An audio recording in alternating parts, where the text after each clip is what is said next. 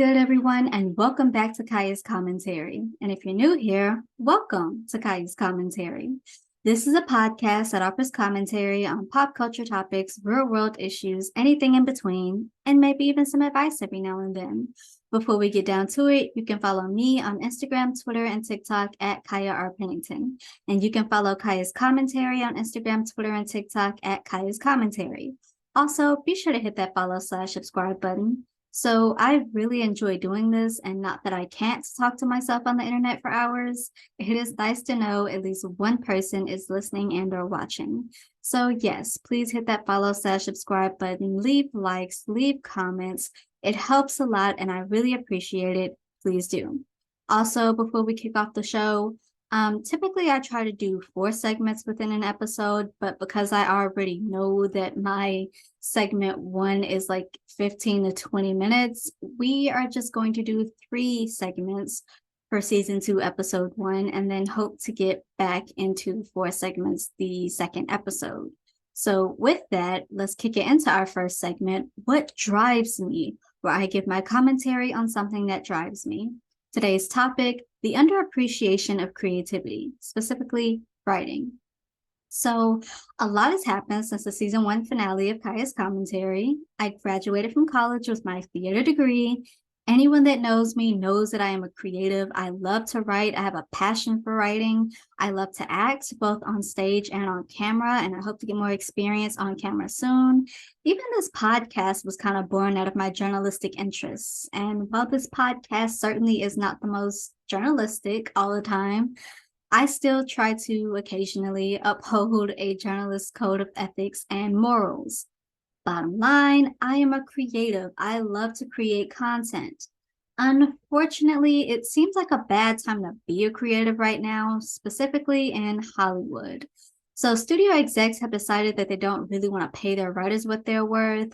A lot are turning to AI to kind of test out and see if AI can write a movie or a TV script. A lot of studio execs are afraid to take risks with new content or even old content that never got its due. Instead, they're continuously focusing on old but successful content and repackaging, reselling that because they know that it sells. And I just want to talk about why all of this combines into a lack of appreciation for writing, for originality, for creativity, and my predictions on what this means if it continues. So let's get into it. Let's start with the writer's strike. So the Writers Guild of America recently went on strike, I want to say a month ago. I know it's been a few weeks, at least I think, for 3 major reasons. 1, money. They're not getting paid enough. So a writer's job is to take a well thought out idea or even a half-baked idea and turn it into a well thought out idea and then turn it into a hit TV series. And within that TV series, you have many plots that have to connect to each other so that it makes sense for the next episode and for the mythos of the show in general. Or they'll take these ideas and turn them into blockbuster movies or best-selling novels, which then get adapted into hit TV series and blockbuster movies. And they make bank. The medias, that is. The medias are making bank. The studio execs are making billions. The actors make maybe thousands. The writer makes maybe $100 an hour. And that's not okay. And I want to say here and now, I completely support the writer's strike. Know your worth. Pay the writers what they're worth. Nothing gets done without writing, without writers. The problem is people think that writing is so easy for some weird notion. You write one thing and think you're a writer, which is true, but also not. There are a lot of complexities that go into writing. There is a process to it. There's a method to the madness. And if you don't understand that process, that method, even just a little bit, you can't say you have an appreciation for what the writers do when you think it is just so easy. For me, there are 4 major factors to writing a project. 1, there's the self-doubt plus the longevity. So why did I write this? That's so cringe. This is never going to sell. And I don't write things to sell. I write things for me, but even still, that's in my brain. I'm never going to let anyone read this because it's just, no, I'm not going to let people read it. plus the longevity. So I recently took a project that I've been working on since high school. And this project was a project that I would never let anyone read. People always wanted to know what I was writing in high school. They were like, hey, Kaya, you can get paid for that. Can you write me this story? I was like, no, I'm not going to do that. Missing out on a lot of opportunities. But I recently took a project that I've been working on since high school, and I mixed it with another idea that I've had, and then I let my screenwriting class read it. High school Kaya to college Kaya. I let my screenwriting class read it, and they were blown away. They were like, Kaya, this is so good. If I had the money or the production staff, I would film this for you. And honestly, even though it's a really well thought out idea, the two ideas mixed into one, I actually am partly of the mind that I want to separate them again, because the newer idea I want to contextualize and work on more by itself. So that's a whole thing. Then you have the editing, the rewrites. Why did I write this? That doesn't make sense. This doesn't connect to that. This literally goes against everything I wrote on the last page. Then there's the writer's block. I could stare at the page all day and not write a damn thing because my creative juices are gone. I have nothing to offer to this project. I'm a failure. Nothing ever good will happen to me again, creative wise. I'm dried up. I can't offer anything to the story. And you want to, right? You really want to. For me, I have scenes in my head for different stories, and I see them being acted out, but I don't know how to get to them. I don't know how they connect. They're just floating there in air. That's just me. That's just about 3 or 4. It is a process. And for y'all to think that AI could ever do what the writer does just shows how much you do not understand it and how much you just don't appreciate the writers, because that's the next step, right? That's the major issue. A lot of times these writers are having their work knowingly taken, in which case I think they're being paid, but certainly not enough, or unknowingly taken and fed to an AI generator in the hopes that one day the AI generator will be able to create a script just like it. And then you just cut out the middleman. You don't have to go pay somebody to write your media, because you can just go to a computer to write your hit TV series and your blockbuster movies and your best-selling novels. No, absolutely not. AI, artificial intelligence, could never do what the writer does. Point blank, period, ever.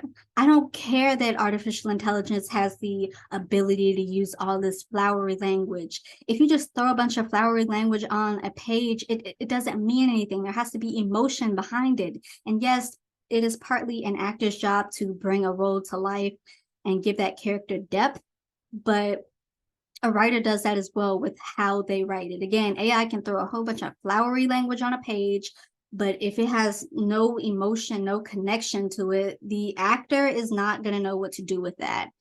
AI could never do what the writer does. And it's honestly really frustrating that people are leaning on AI so much like this, like it's just the future. Now, you can say I'm old, you can say I'm scared of change. I just do not think AI, artificial intelligence, has a place in the future like this. Certainly not in the creative world. Now, sure, it can have a place in the future, partially. I was watching a story on the news the other day where this guy was battling an illness. I can't remember the name of it, but basically he could not walk anymore. And with the help of AI, he started learning how to walk again. And when he turns the AI off, he can still walk, just with crutches.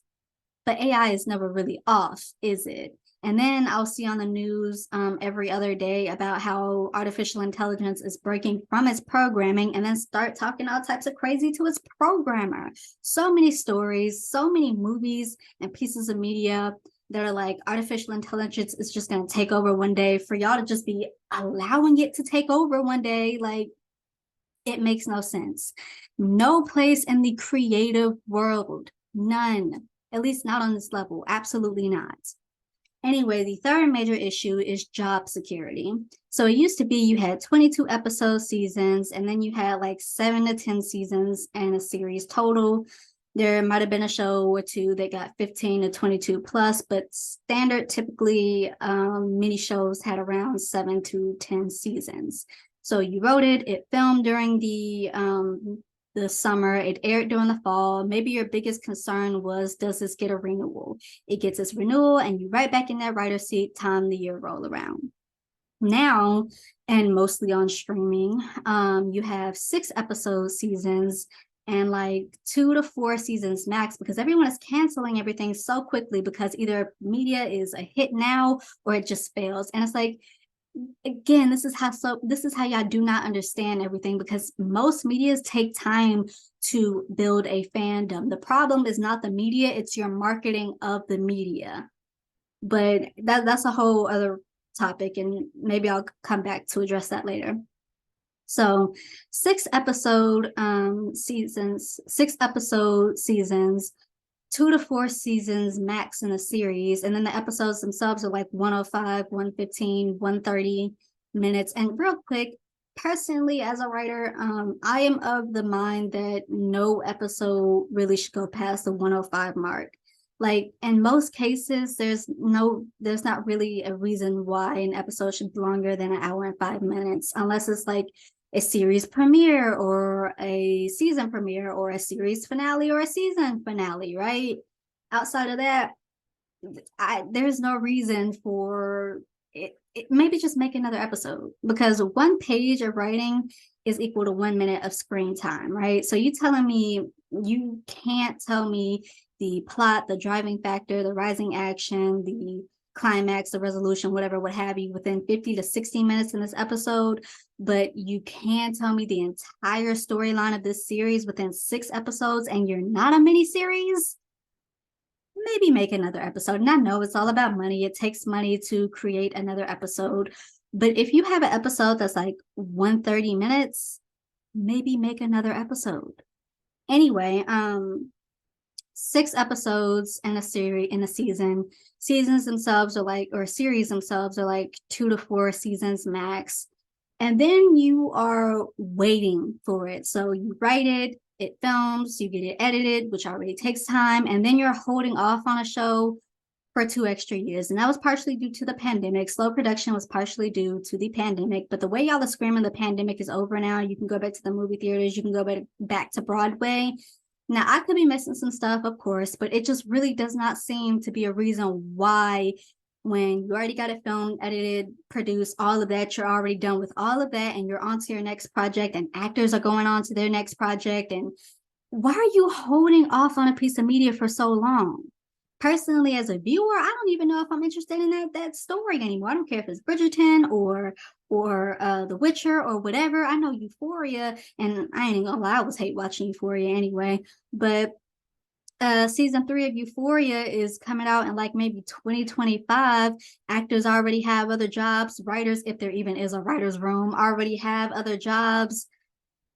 5 years, which that's 2023 now, it's like 2 years. 2 years for like 6 episodes, 8 episodes max. It doesn't make sense. As a viewer, I really have to sit here and think, am I invested in those characters anymore? And as a writer, the writer is sitting there like, you taking an awful long time to release this. Are you going to scrap this? Did I work on that for nothing? Do I need to go get a new job in between? It's important to have consistent writers on a piece of media, on a TV show. Sleepy Hollow can tell you that. Fox's Sleepy Hollow is such a good example for many things. So you will often hear me talk about it and address it, because it really is a good example in the best of ways and in the worst of ways. But let's say you have a project, you get it all sorted out, but you still holding off on it. The writer is sitting here in limbo, not getting paid, so they go get a job, and then you finally get that renewal, and that writer is deadlocked into this another project, so you have to get another writer, or even AI to write it. It might not feel the same, and your media might fail because of it. Sleepy Hollow. It might not feel the same. There's no reason that you should be holding off on these shows for this long. Writers sitting here like, we're not getting paid in between this. What's happening? And honestly, it makes sense that the writers were strike, and studio execs right now are sitting here trying to outweigh the writers, sitting here trying to hold off on the writers, being like, oh yeah, y'all gonna cave first. And it's so funny to me, because when and if SAG and AFTRA start striking, now SAG and AFTRA, they have like 2 to 3, they have negotiations every like 2 to 3 years to make sure that their agreements are still continuously being agreed upon. with the way that the writers are in an active strike right now, and there's no clear resolution to that in the near future, I'm not saying it's going to happen, but more than likely, writers, producers, directors, everybody represented under SAG and AFTRA will strike. Where your money coming from? What you gonna do? Oh, let me tell you where your money is coming from. Your money is coming from old, reused, repackaged, resold, but successful ideas. And this is why it is very important as people in fandoms, we have to acknowledge when a piece of media is dead, when a TV show has run its course, when a movie franchise has run its course. Otherwise, the studio execs are going to continuously sell us the same old thing. And you can say, yeah, that's giving the writers and actors work, but imagine how much original new content, awesome content they could be working on, and they just sitting here working on the same repackaged stuff. It's like the wheel, but it's the wheel of old successful ideas with your dart, you're taking it, you're throwing it. Twilight TV series, let's go. Why does Twilight need a TV series? No one should support that. It was already a wildly successful movie and book franchise. Why does it need a TV series? And who are you going to get to write that? Because your writers are on strike. So what, you're going to get AI to write that? I would love to see artificial intelligence write a Twilight reboot. The Hunger Games, new installment of the Hunger Games. Now that's partially different. It's not necessarily the same. She wrote the book and all that. It's different, but also I've seen people a part of the original fandom kind of upset that other people in the original fandom are like, I'm not really interested in that. That might be for a new generation, because I'd rather have a Hey Mitch or a PETA or a Hey Mitch, PETA, or Fennec point of view, and then those people in the fandom that are mad are like, well, why would you want another Hunger Games about a Hunger Games movie? It doesn't make sense. Now, I have not read the book, and I'm not going to watch the movie. I don't care about President Snow as a character. That's for a newer generation. But virtually, in theory, isn't that what that is? Don't we see the Hunger Games, or at least the start of a Hunger Games?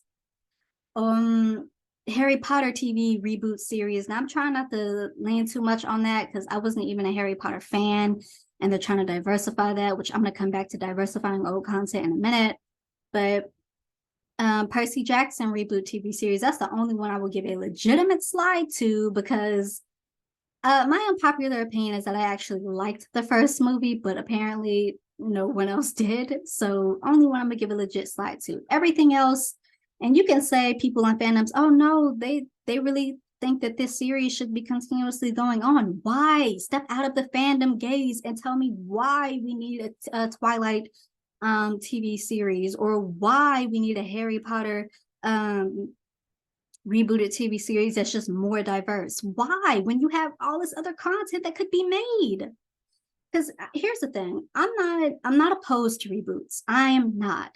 My thing is, if you're going to reboot old shows, take your wheel and your dart of old shows that never got their due. Okay, I'm not quiet about it. Sleepy Hollow, in the age of reboots, maybe Sleepy Hollow is something to consider to reboot. And I just want to say this real quick, throw this out here, shoot my shot. On one hand, I would never ask an actor to go back to a role that traumatized them, that left them blacklisted. On the other hand, a Sleepy Hollow reboot only really works with the OG cast. So the minute the OG actors decide that those characters need better and they're ready to step back into those shoes, the minute that someone finally acknowledges that Sleepy Hollow needs a reboot, let me tell you, I got scripts ready. Okay, I got a rewritten season 3 scripts and ideas, rewritten season 4 scripts, ideas, even a whole season 5 if you just want to blow past season 3, season 4. Okay, look, my only deal breaker is that it cannot go to Fox. I will even allow it to go to streaming, just not Fox. And it has to be the OG actors. That's the only way that works. Okay, just saying. Just throwing that out there, just shooting my shot. The day y'all decide y'all finally ready for that, let me know. We can even run all my scripts and ideas through a writer's room. Just let me know. Just saying, throwing it out there, shooting my shot. Anyway, Legend of the Seeker. Now people say that wasn't really accurate to the books. I only read one, but I still enjoyed it. Witches of East End, Moonlight, Hellcats, Ringer, that show Forever, that ABC show Forever. Like so many shows that had hardcore fandoms that will go to the bowels of hell with you to resurrect these shows.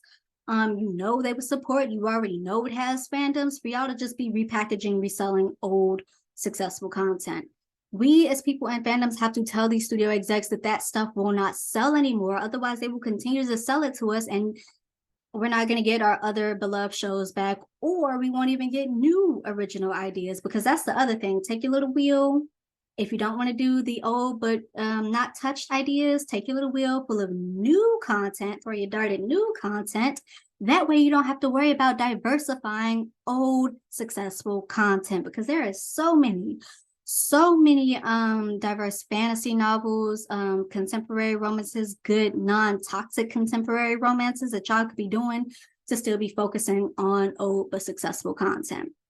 Either go for new content or old but not got its due content, but stop selling us this stuff that it's already had its due. The problem is these studio execs are afraid to take chances. They don't want to invest their money into something that might fail. But here's my thing. How much more money are you going to lose when the writers, actors, whoever decide that they're going to go on strike? Because I think a lot of these studios have already lost way past the asking amount of the writers. Like, how much more money are you going to lose? It doesn't hurt to take a chance to give writers space to work with new ideas, or even other ideas that just never got their due. As far as being afraid to take a risk, like I said, many fandoms will go to the bowels of hell with y'all to resurrect shows that they like that just never got their due, or even original ideas. Sleepy Hollow.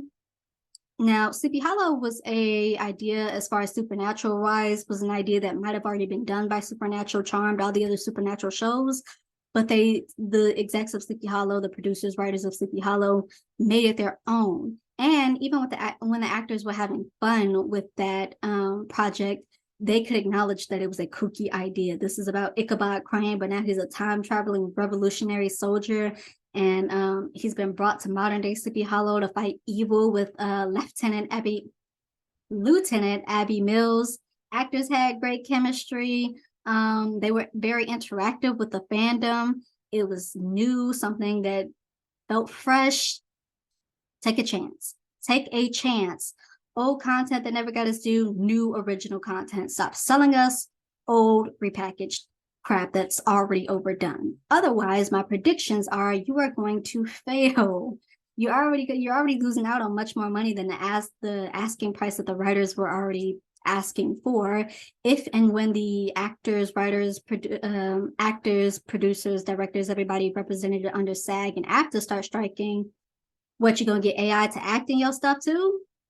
AI cannot do what the creative does. At the end of the day, studio execs, they shell out money and maybe a place for a production of film. But the reason you had a blockbuster movie, a best-selling novel, a hit TV series is because the creatives made you have one. And I'm going to end this here because this is way long, but it's really maddening and frustrating to me because I am somebody trying to break into this industry, and it's wild because it's like everything I know about this industry is bad. So it's like, Kaya, why do you want to break into it? Maybe my writings can make a difference. But I have a passion. At the end of the day, I have a passion for writing, for acting on stage, on camera. This is what I want to do, especially if I get to rewrite that Sleepy Hollow reboot with the OG cast. Just saying, throwing it out there, shooting my shot. But I have a passion. This is where I want to be. I am a creative. This is my forte, my creativity. And it's like, you need to acknowledge that the reason you are as successful is not because you just some name brand. People who are making your shows, your movies, your books are the creatives. They are the reason that you have best-selling things to sell. It's them. Pay them what they're worth. With that, I'm going to end that here. That's way long. And we are going to kick it into our next segment, What's on TV, where I give my commentary on a TV show I've seen. Today's show, Netflix's Queen Charlotte, A Bridgerton Story. Now, I was a little hesitant to do this because it's still pretty fresh. So for that reason, spoiler alerts ahead, and I will put a timestamp on the screen somewhere of where you need to skip to if you wish to avoid spoilers. So let's get into it. The show starts off by saying that Queen Charlotte was a real person, which I just did not know. Maybe they said it in season one, but yeah, my disdain for season one, I am not going back. Not to season one. There's season two, which I will always go back to, and then nothing before season two.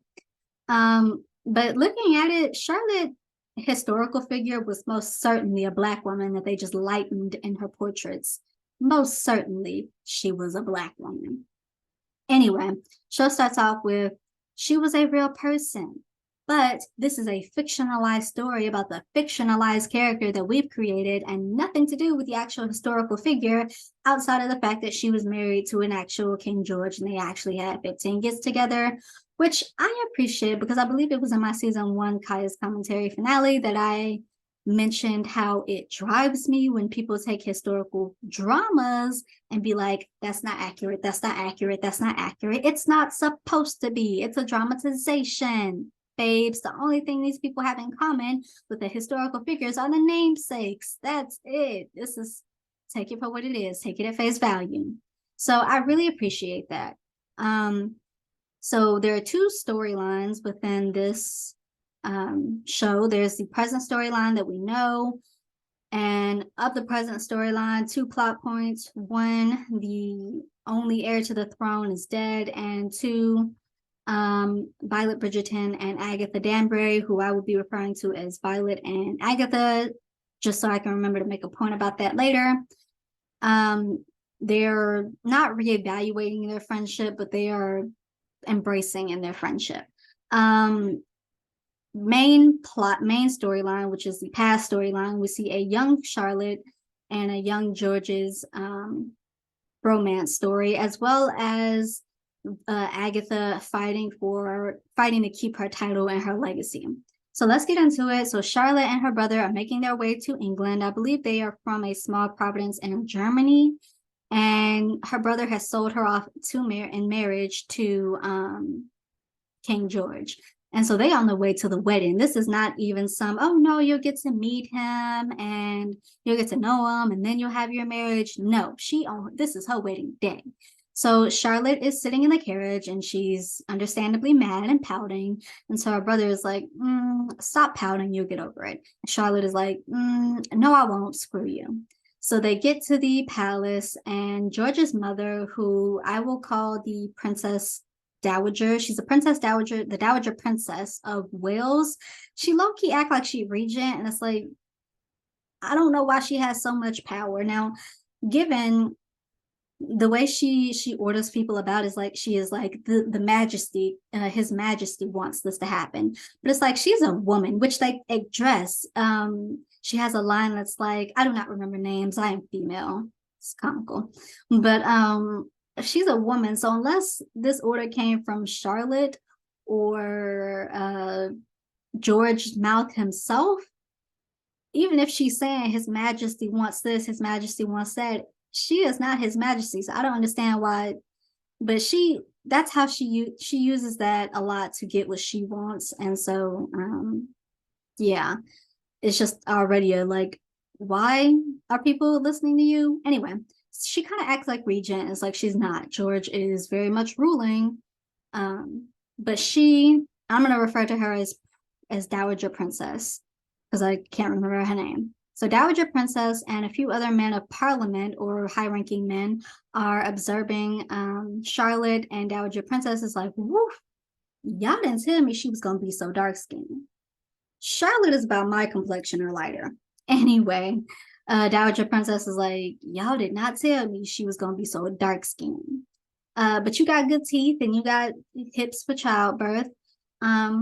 The only thing is you came in here real extravagant. Your afro, your hair is really extravagant. Your dress is really extravagant. And we wouldn't mind that if you were white, but because you're not, you got to tone it down to our Eurocentric eyes. So they tie her hair up, they put her in a dress that they approve of, and then they're like, go walk down the aisle. So we also see a young Brimsley, and he's being introduced to Charlotte. And so he has to walk 5 paces behind Charlotte, right? He's always there to serve her. And it is very possible that Charlotte just does not know court procedure or English court procedure. I don't know if they were like the reigning family in the small German province or what, but it's very possible that she doesn't know court procedure and or English court procedure. But she's like, why are you behind me? Walk with me. I have questions. Come here, just talk to me. And Brimsley is like, I am. I'm here, just 5 steps behind you. Always. Always. You're always 5 steps behind me. Yes. Just there. Yes. Well, what if I have to pee? Well, I'll just be outside the door. Okay. I have to pee. So Brimsley and everyone getting her ready for the wedding, they leave the room and Charlotte bolts. And so Brimsley goes to Reynolds, who is the king's man, and he like, hey yo, we got a problem. Low-key lost the queen. She's a runner, she's a track star, abort mission. She's gone. And so George overhears this and he steps away and he ends up finding Charlotte in the garden trying to climb a wall. And so George is like, what are you doing? And Charlotte just thinks he's some random somebody. So she's like, nothing, go back and go back and wait for the wedding. And George doesn't. And so Charlotte turns to him and she's like, no one will talk about George. No one will tell me what he is, who he looks like, any of that. So he must be an old, aging, beastly troll. And I'm not going to marry him. I'm going to run away. So if you could just give me a boost over this wall, that'd be much appreciated. George is like, I'm not going to, no, I'm a lady in distress. You're not going to help a lady in distress? Not when she's trying to run away so she doesn't have to marry me. Oh, you're King George. My bad, Your Majesty. No, not Your Majesty. George. Just George. So they have a meet cute, which is interrupted by Charlotte's brother. He comes in yelling at her, how dare you run away? He sees George and he's like, oh, Your Majesty, my apologies. George is like, nah, don't worry about it. We're practically fam. Maybe. He turns back to Charlotte and he's like, I'm not going to force you to do this, but I'm going to go to the altar. So see you there. Or not. It's your choice. He goes, she shows, they get married, marital bliss, and then they go to her house, her palace. And he's like, okay, this is where you'll be staying. I'm just going to be across the way. See ya. And Charlotte is like, wait, whoa. Now, I'm not sure what a husband and a wife do together on their wedding night because no one will tell women what the marital act is until their wedding day. And even then, it's like, it's not a great explanation. But I'm pretty sure we're supposed to spend this night together. George gets a little frustrated and he's like, okay, let's go to the bedroom. Then you want me in the bedroom? Fine, I'll be in the bedroom. And Charlotte is like, whoa, not if you're going to act like this. Attitude, check it. George gets a little frustrated, even more frustrated. And he's like, I'm the king. I have decided. I make the rules. I'm your king. And Charlotte is like, oh, I thought you were just George. My apologies, Your Majesty. George regrets it, but he's like, this is for the best. He leaves. She goes to her room. She's all cuddled up on her bed, and she is like, damn, I really should have went over that wall. That's episode 1. I believe there are like 6 episodes total. So in the past, yes, we'll just say in the past, George and Charlotte have this strained relationship. And so Charlotte eventually confronts George. She finds George in his observatory, and she's like, you're looking at the sky. You prefer the sky's company to mine. George doesn't engage. He sends her home. And so Charlotte is just going mad, sitting there by herself. She can't have visitors.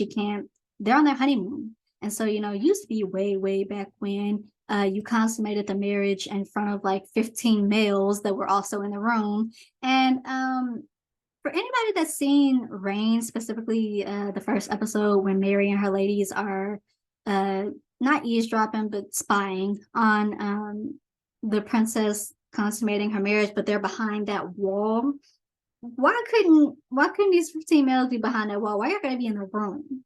Anyway, that's a sidetrack. So that's not the rule anymore. You can have privacy on your wedding night and your honeymoon. In fact, you can have so much privacy that no one can come visit you. So Charlotte is sitting here going mad. Another thing to note real quick is that because Charlotte is Black, they're calling this the Great Experiment. And so Dowager Princess is like, we'll invite people from her society into our society. Her society is Black and people of color. So all these Black and people of color of the town get invites to the wedding, and then they get the news that they will be lords and ladies. They will have titles. One of those people are Agatha Danbury, which trigger warning on how we are introduced to her. Like, that is not how I imagine meeting Agatha. We meet her and she's in the act. Rather, her husband is in the act and she's just laying there. And then when he's done, I just feel like he climbed on top of me and do his business and use the toilet on me. And then he rolled over to go to sleep. The Color Purple reference. So he takes out he's old and he's aging. He takes out his teeth, goes to bed. She goes to take a hot bath afterwards. It's trigger warning because that really could that could have triggered some people, and the way they play it up is a little weird. Anyway, he's Lord Danbury is already from like a high-ranking family, and so when they get titles, he tries to do what title people do, but the rest of society is not ready to allow him or any other Black or person of color of the time into their society, their proper, quote unquote, proper society. And so he gets frustrated a lot, and because of that, he comes home and bids Agatha. Agatha does not like him. She does not want him on top of her. She does not want to have any more of his kids. And so she is the lady. She's Charlotte's lady's maid. She's one of her ladies. So she goes to Charlotte and she's like, let me throw the first ball of the season. Can you kind of help us integrate into this society? Because a lot of this is riding on you. This is a great experiment. And it's also riding on me because when her husband, so they allow Charlotte, they have the first ball, it's successful. And then her husband is able to do the things that titled society people get to do. So he's not on top of her as much, but still occasionally does. So he is the first one with a title to inevitably kneel over during the act. And so all the rest of the Black / people of color of the time go to Agatha and they're like, your husband was the first to die with a title, a person of color, a Black person of color with a title to die. Does that title pass to your son or nah? So a lot is riding on Agatha and a lot is riding on Charlotte. So Agatha, this is the second plot line. So Charlotte thinks of her as a friend, right? And Agatha would like to be her friend, but she also knows that class, society, and she's also in a match with Princess Dowager Princess, because Agatha is so close to Charlotte. Dowager Princess is like, okay, spy on them. Have they consummated yet? Is everything going well? This is the great experiment. A lot rides on this. And so Agatha's like, I'm not going to give you what you want till you give me what I want. So they're both playing politicians, right? They're both playing that game. So Charlotte can't have any visitors. She can't really do anything. She's going mad. So Brimsley goes to Reynolds and he's like, hey, yo, why is George abandoning her? Charlotte over here going crazy, feeling like she's a failure as a queen and as a wife, and I hate that for her because I actually like her. What's happening? Now Reynolds knows, but he can't say. And so Brimsley is like, okay, fine. But he needs to make a gesture to show her that she cares, okay? Otherwise, I don't know what's gonna happen. So George sends over a Pomeranian dog. Charlotte calls it a deformed bunny, and she's like, Brimsley, I have nothing to do. I can't talk to nobody. I can't do nothing. And he's like, well, typically you can't invite a lot of people over because a lot of people don't have discretion. But if you were to invite somebody over with discretion, that will be different. And so Charlotte is like, who has the best discretion? Agatha Danbury. So she invites Agatha over for tea, and they're sitting there talking, and Agatha's like, how goes marriage? And Charlotte is like, it goes. A lot is riding on this, sis. You consummate yet the marital act? Yeah. Do you know what consummate means? Describe the word no. Like, what you mean by that word? Like, do I know? What does that word mean? Agatha's like, oh, dear Lord. Brimsley, chalk, paper. So she vividly draws out the marital act to Charlotte. And she's like, this is what you got to do. And you got to do it till you get a baby because a lot is riding on you, sis. George, that same day or night or whatever, he comes home and he's like, hey, let's have dinner. But Charlotte is like, we're not gonna blow past you just sitting here ignoring me for the last few days of our wedding night. Like, I'm not. No. She storms off. He's like, wait, Charlotte, let me show you what I've been working on. He takes her to the observatory, shows her the sky. She's like, oh, it's beautiful. He says it is, but he's staring at her, talking about her. They go home, marital act, consummation, everything is all good. Until Charlotte hears George talking to Dowager Princess about how he feels like he's doing a lot of things for the goodness of the kingdom and not for himself. So she takes that as him rejecting her. So they go back to having a strained relationship, but they also know that they have to pretend, a pretense, they have duties to do and people are looking at them, and they also have to have an heir. So on even days, they try to make an heir, which is, y'all, okay, that's very nice. It's clear, it is very clear that they have an attraction to one another. But Charlotte is in this, you rejected me, so I'm just going to act like I don't care and I don't like you type phase. And so he's responding in kind. Eventually, they kind of get over this. But before they get over this, we finally see why George has been so strained and hesitant to get to know Charlotte. So George is suffering from a mental illness, and he gets these episodes where he thinks the sky is talking to him. He thinks Venus is talking to him. He scrabbles on the wall. It's very erratic. I don't know if that's the word I want to use, but it's erratic. None of his doctors are able to talk him out of it. Then this one doctor just randomly stroll up and calmly talks George out of it. And George is like, you're my doctor now. So the wedding day where he stepped back, he was actually on the start of an episode. And so the doctor found him. He talked him out of it and then slapped him. And George was like, that worked. And so later George calls the doctor and he's like, Shirley, you remember when you like slapped me and it broke my episode? Because, way back when, these people thought having an illness or a disease or any types of form was just something to be quote unquote cured, and you were tainted and wicked with it in you. And so George is like, surely there are other harsh but effective treatments. And the doctor is like, yeah, but you have to know that that's going to be harsh. And so basically, George begins a torturous quote unquote treatment to quote unquote cure himself, because he actually likes Charlotte and he does not think that Charlotte could like him with his disability, with the issue that he is trying to quote unquote recover from. And so when they finally get back to this happy place, he fires the doctor. He's feeling all good. And the doctor, he was cool at first, but then it's like he started to enjoy it. It kind of comes off, he started to enjoy the power he had over George. And so he's like, George fired him, and he finds the doctor in the kitchen a few days later. And he's like, I fired you. Why are you here? The doctor's like, well, the queen is pregnant, of course. Why else would I be here? Of course I'm here. He gets real manipulative with it. And this sends George into another episode. And so Charlotte sees this time, and she and Reynolds talk him down. They bring him back in, wash him off, put him to bed. The next day, George is snapped out of the episode, and he goes looking for Charlotte. He finds Charlotte talking to Dowager Princess, and Charlotte is like, you low down dirty heifer, why you ain't tell me this?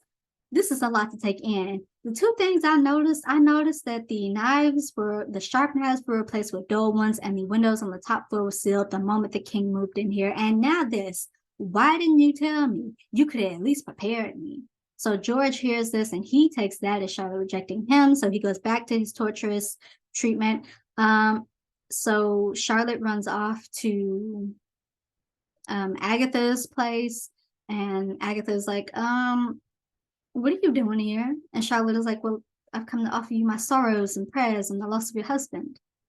Right. But why your whole entourage here? What are you really doing here? Now, Charlotte doesn't tell Agatha what's up. It's not her place to, but she's like, a lot is happening right now, and I need a friend.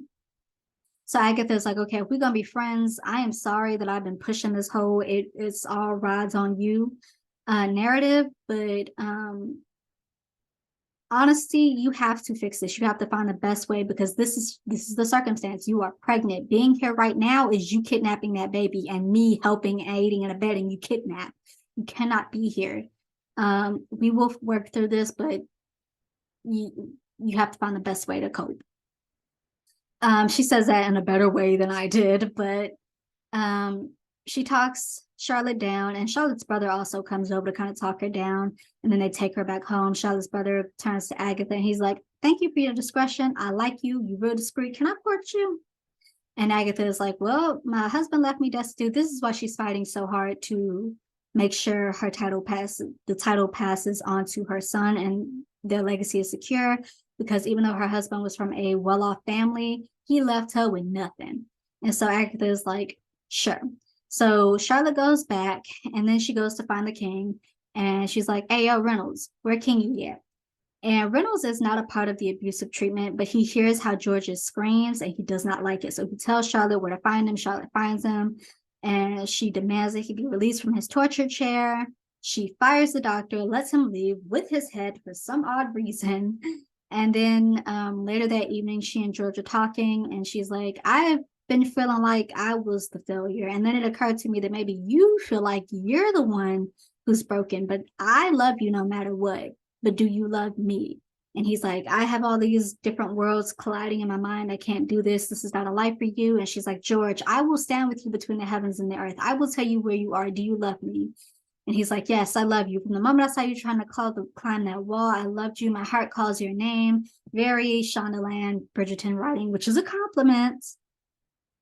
And then the last few episodes of them coping with it. Now it does very smidget small little get into the "I fixed him" kind of trope, but Reynolds has to quickly bring Charlotte back down to earth. So Princess Dowager goes to Charlotte and she's like, "Hey, yo, real quick, this is like so off topic, but how hard Brimsley rides for Charlotte and he just met her." So they were taking a portrait, right?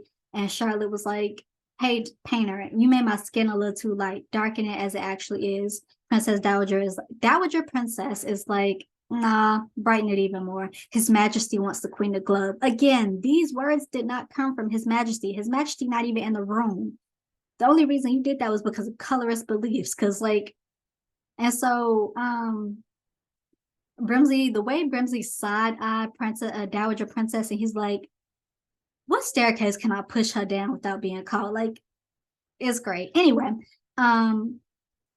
George has to face Parliament because Dowager Princess goes to Charlotte and is like, you can't hide him, sis. He has to face his kingdom." So Charlotte tells her that he tries to, but he begins to have an episode, and so he goes back home, hides under the bed because it's quiet there. And Brimsley Reynolds is like, "He's not fine. He's better, but he's not fine." So Charlotte finds him and she's like, "Okay, if you can't go to Parliament, Parliament can come to you. Let's have a ball." And that works better for George. And so that's their little cute love story. It's all good. They love each other no matter what. Agatha ends up breaking off her liaison with the Queen's brother because he's like, "I will raise your kids like they were my own, but eventually I need kids of my own and you have to move into this place with me." So now Agatha, she was waiting on her husband to die and he finally died. She was left with nothing. She's not mourning him, but she's also like, "I'm engaged to this person and told to like what he likes for a very long time. I don't know who I am without as a person." She also has a liaison with Violet's dad, which a lot of people find issue with because it's like a dig at cheating because he does cheat on his wife to have that relationship with Agatha. But I'm actually here for it because Miss Agatha, by all means, you deserve to have at least one enjoyable sexual encounter. Go for it. And he was giving mad Anthony Bridgerton vibes towards Agatha. He wasn't even Granddaddy Bridgerton, but he giving mad Anthony Bridgerton vibes towards Agatha. I was here for it. But anyway, she's like, "I don't know who I am as a person without another man. So like, I need to be by myself." And then Charlotte has a talk with her. She was like, "You could have just told me about this title stuff." Agatha didn't want to because she was like, "If we're friends, I don't want to use you like that," which is why she was engaging in this political battle with Dowager Princess in the first place. But Charlotte was like, "You should have told me. You're safe, babes. I hate that you did that to my brother, but we all good. Politics, it is what it is. You good." So that's all past, resolved, present. They've had 15 kids, whole bunch of men, whole bunch of women. Out of the women, only one is married and she has not been able to have an heir. All the males are having heirs, but they're illegitimate heirs. Only one had a legitimate heir and she's dead. That child is now dead. And so Charlotte is addressing her kids and she's like, we had one heir to the throne and she is dead. So father of said dead child starts crying and Charlotte comforts him. Sorrows prayers. And she goes back, she's like, I'm not trying to be mean, but this is how it is. One heir, and she is gone. He cries again. Sorrows, prayers, moving on. Is very comical. Anyway, she marries her two oldest men children off to women, and they finally get an heir. So their legacy is secure. But her children do have to kind of humble her a bit. The daughter that's married is like, I have been trying to have an heir. I just physically can't. I've lost a lot. You weren't always the greatest mother. You weren't always there. Pipe down. So they have to humble her a little bit. And but at the end of it all, their line is secure. And we see another cute moment with George and Charlotte as far as Agatha and Violet go. So like I said, Agatha had a liaison with Violet's dad and he made her a birthday hat. Now, Violet's dad would always make her birthday hats. And so Violet is talking about how her garden is blooming. She's emotional and she's a widow. Take that for what you will. And so she goes to Agatha and she's like, have you ever, you a widow, you get these emotions?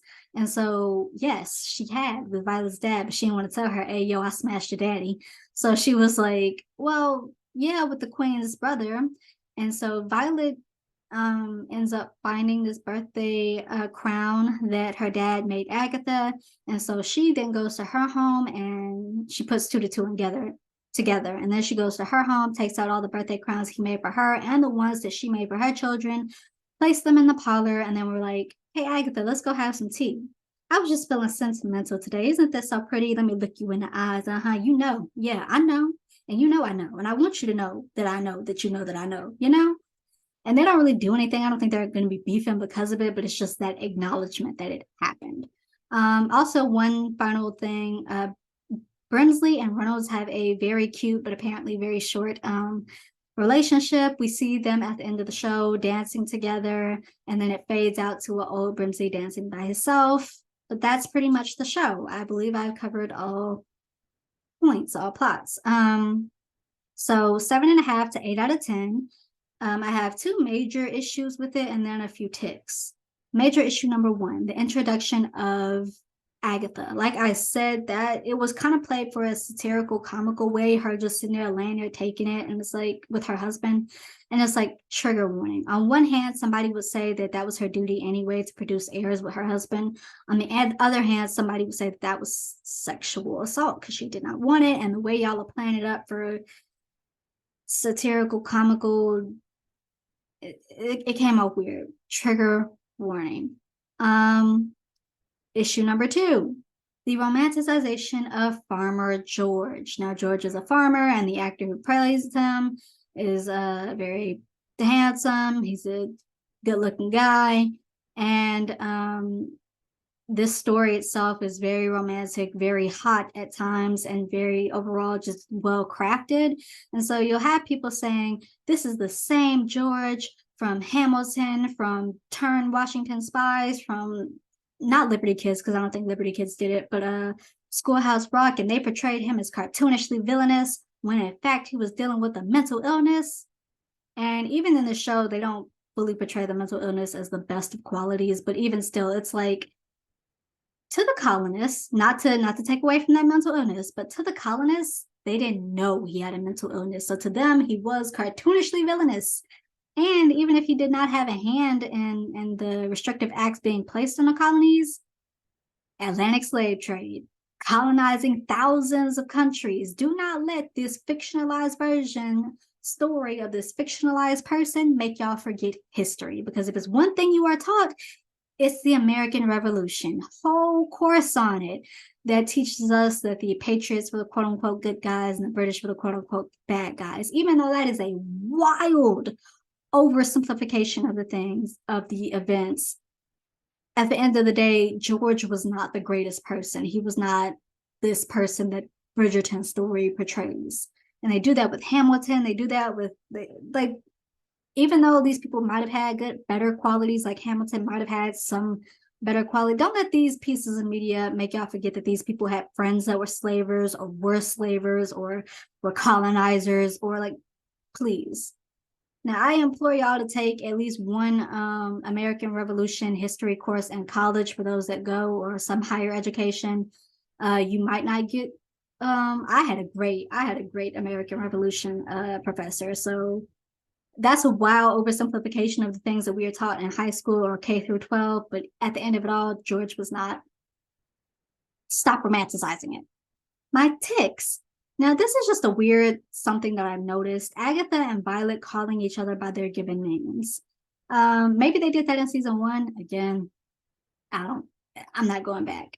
But in season 2, it was always Lady Danbury, Lady Bridgerton. And so now to hear it be like Agatha, Violet, it was weird. I was like, is that even allowed in their quote unquote proper society? Is that normal? Anyway, tick number 2. Now, I know that Charlotte was supposed to have some white in her. I know that George is white. I know science, genetics, it does what it wants. But why none of her kids look like they were black? Like, some of them look like they had some tint to them, but none of them look like they shared actual lineage with Charlotte's black side. And I know science, genetics, it's something that I noticed. Also, my last tick, I believe, is Brimsley and Reynolds. What happened to Reynolds? Why is Brimsley dancing alone? Do I have to go back to season 1 now? Because did they address this in season 1 and I just didn't pay attention? Did Reynolds die young? Did he die old? Did he get remarried? Like, I can handle the truth, but somebody please tell me what happened to Reynolds. I have to know. Somebody, please. Overall, I think that's all my ticks. The name thing, romanticization of George, Agatha's storyline about her husband.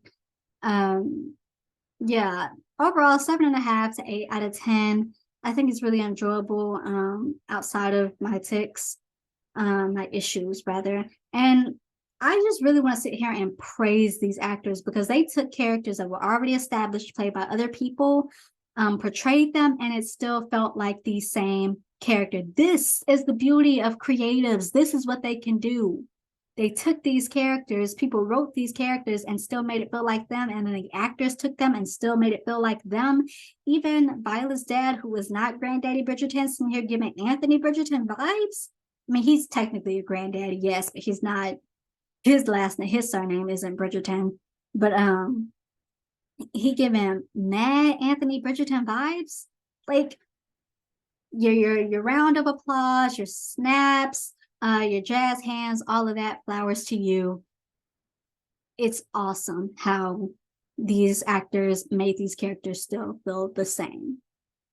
I believe that's all I have to say on Queen Charlotte. With that, let's kick it into our last segment, Whatcha Reading, where I give my commentary on a book I've read. Today's book, Trick by Natalia Jaston. This is the cover for my viewers. It looks really interesting, doesn't it?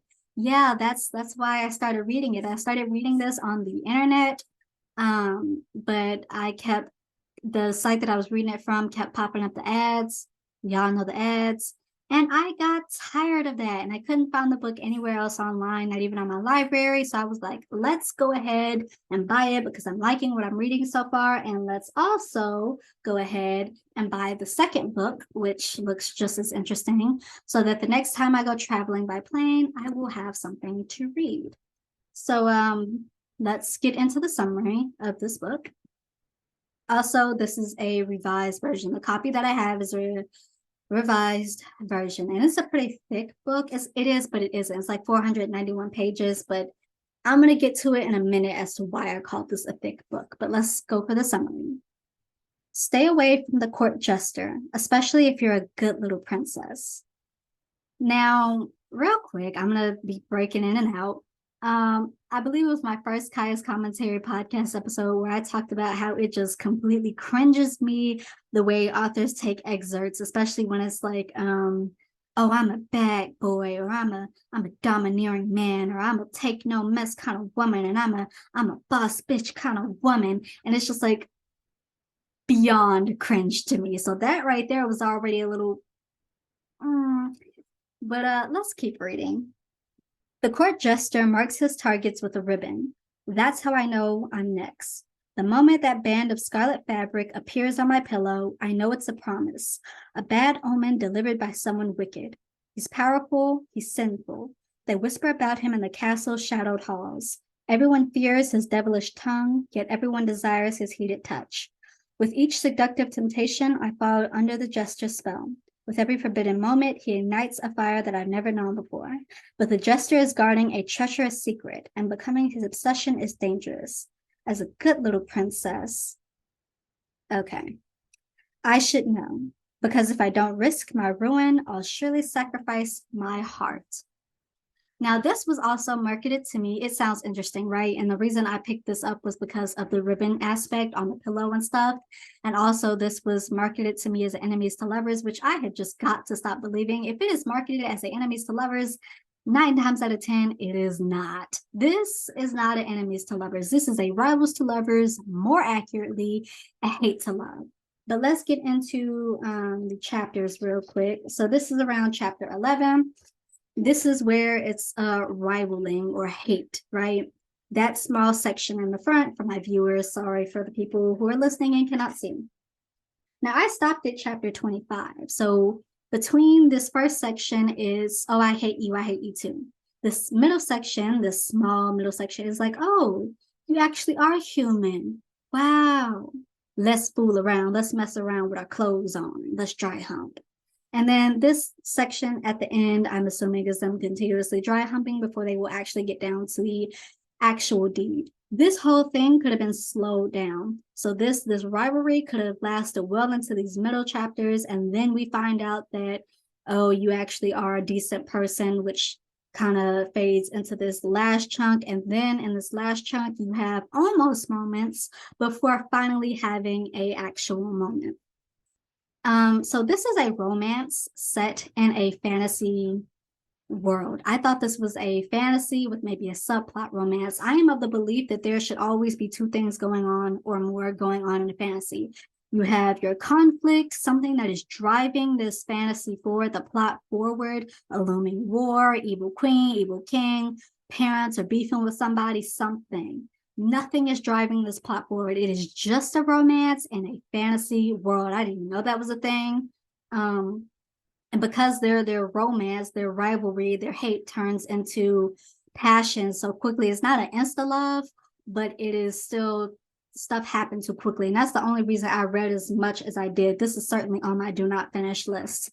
I only read as much as I did to see where it was going, but things were happening too fast. Nothing is pushing this plot forward. And so by the time we get to the middle and it's already let's mess around with our clothes on, there's nothing pushing the plot forward. That's why I call it so thick. There's nothing pushing this plot forward.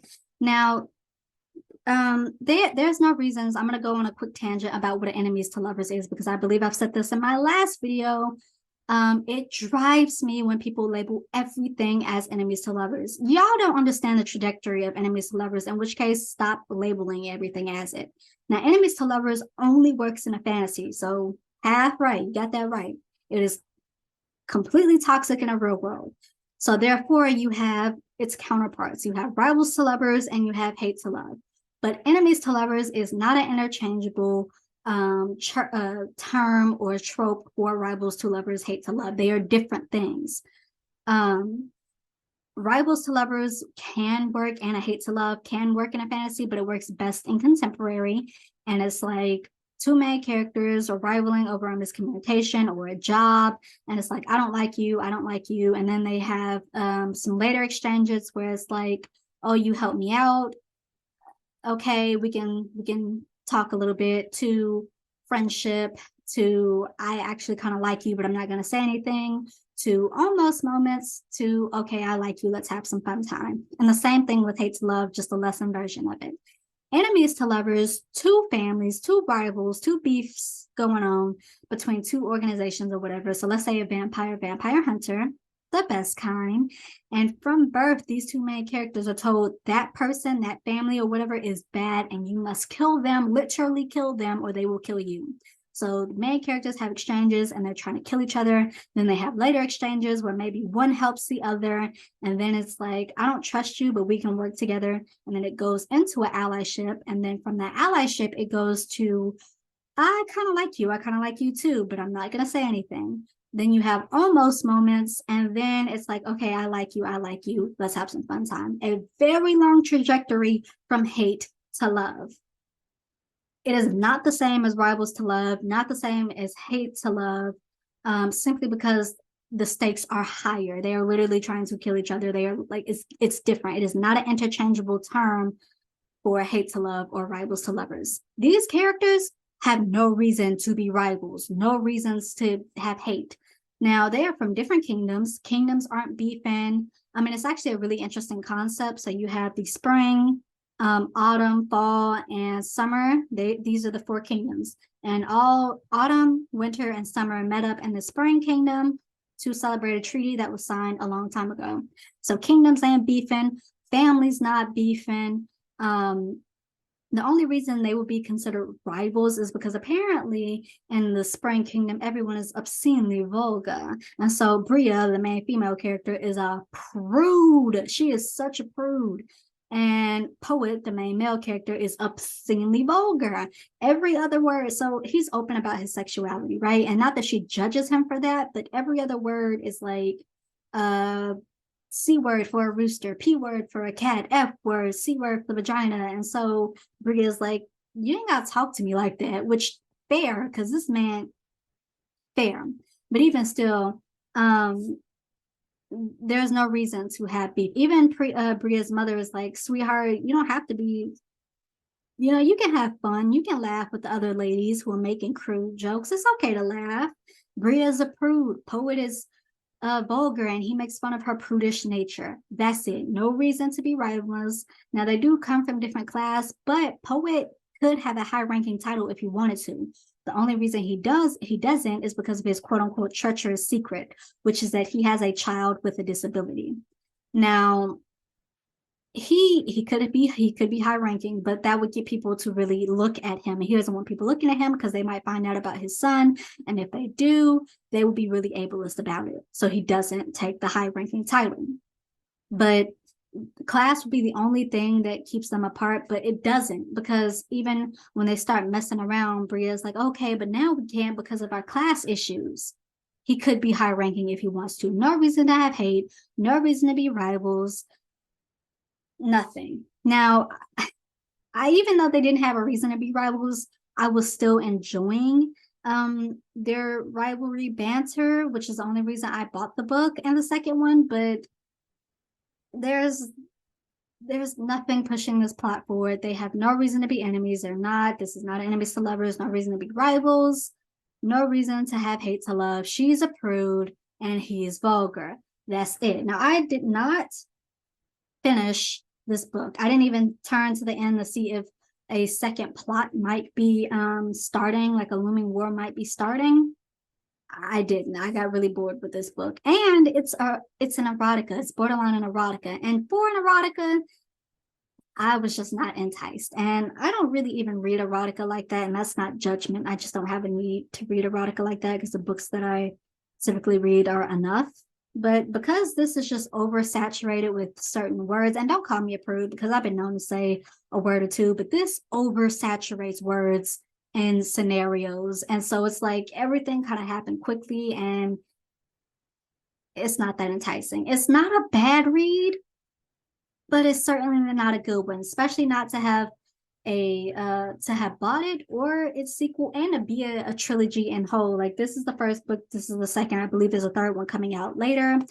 No reason for it to be this thick. This, from what I've read, is a standalone. It certainly does not need a sequel, especially when the sequel is about this thick. It's only a little bit thinner than this first book. Doesn't need it.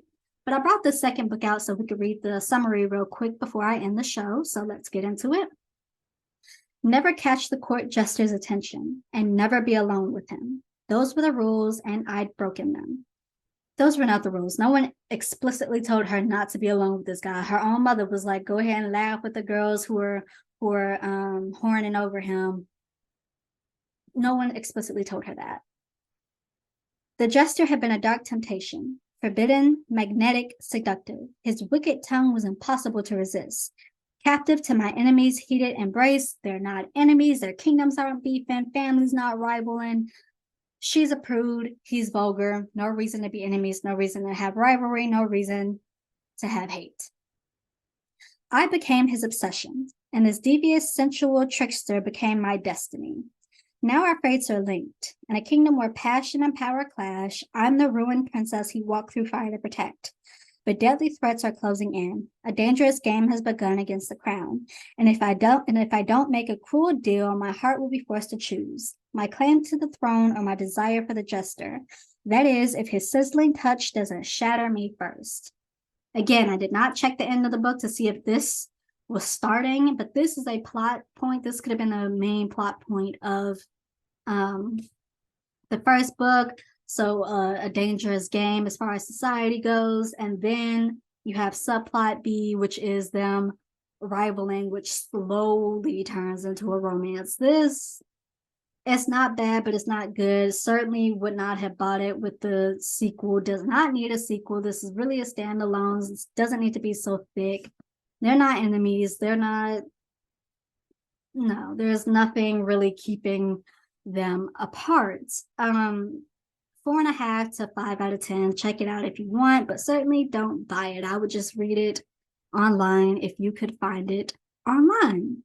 With that, that's what you're reading, and that's Kai's commentary. If you like this episode, please do like this episode. Give it a thumbs up, hit the follow/subscribe button, leave comments down below. Let me know any of your thoughts and opinions on any of the segments that I had. Do you agree? Do you disagree? Are you going to check any of this media out?